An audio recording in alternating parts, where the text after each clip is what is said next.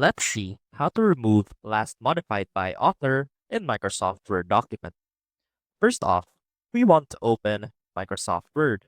And as you can see right here, we have our document ready. Now let's say that we want to remove any traces left by the author or the last editor of our document. And to do that, first click on the File tab. Now click on Info, and you should be able to see the author and the person who last modified the document right here. And to remove this, first click on Check for Issues beside Inspect Document.